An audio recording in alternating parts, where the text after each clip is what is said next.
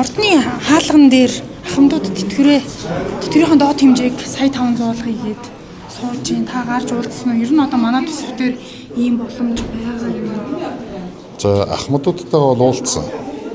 За одоо гадаа байгаа ахмадууд ихэнх нь таньж мэддэг л одоо болж байна дөө. Тэгэхээр гадаа байгаа ахмадуудын өсөлт бол тэтгэврийн доод хэмжээг 1 сая эсвэл 1.5 сая болгох гэж байгаа шүү дээ. Шулуух хэлгээд тийм боломж байхгүй. Энэ одоо сая биднээс засгийн газрын уралдаан дээр төсөв санхүүгийн асуудлууд, иргэжлийн одоо төсвийн одоо бололцоо юмуд бас ярьж байна. Төсөв одоо эгэлж. Би нэг зүйлийг амлаж байгаа. Итгэлцүүрийг шинжилнэ. Итгэлцүүрээр 140 орчим мянган иргэний тэтгэвэр одоо тайрагдаад яг бодлоо авах ёстой тэтгэврээс бага тэтгэвэр авж байгаа гэдэг асуудлыг хөнддөг 140 мянган иргэн. Нэгдүгээрт итгэлцүүрийг шинжилнэ. Хоёрдугаарт инфляцтайгаа уялдуулж тэтгэврийг 2027 онд нэмэх төсвийн төсөлд саналаа өгөхөөр бэлтгэж байна. Манай яам ажиллаад үндсэндээ бэлэн болж байна. Гэхдээ инфляцийн гүйцэтгэл маань бас оны сүүл рүүгээ гардаг шүү дээ.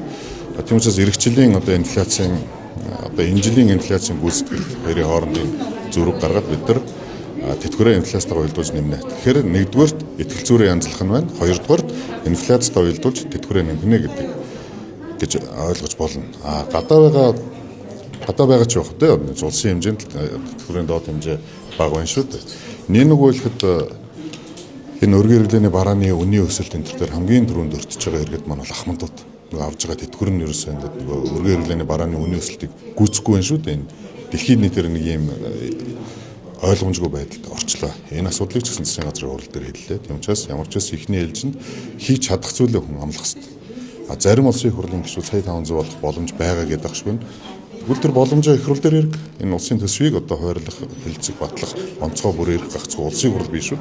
Тэр яриад байгаа улсын хурлын гишүүд нь гараа тайлбарлах хэрэгтэй. За ийм боломж байгаа учраас тэтгэврийн доод хэмжээг сая 500 болгоё. Доод хэмжээг сая 500 мянга болгоод дараа нь гарах үр дагавраа би үүрнэ гэдгээ улсын хурлын гишүүд хэлэх хэрэгтэй.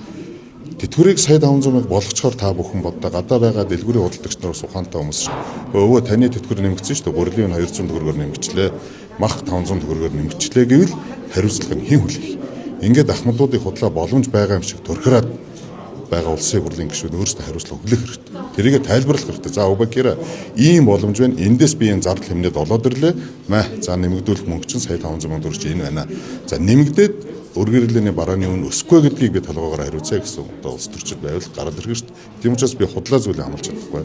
Нэгдүгээр итгэлцүүрээ янзлан, хоёрдугаарт инфляцтай уялдуулж тэтгэврээ нэмнэ гэсэн байр суурь.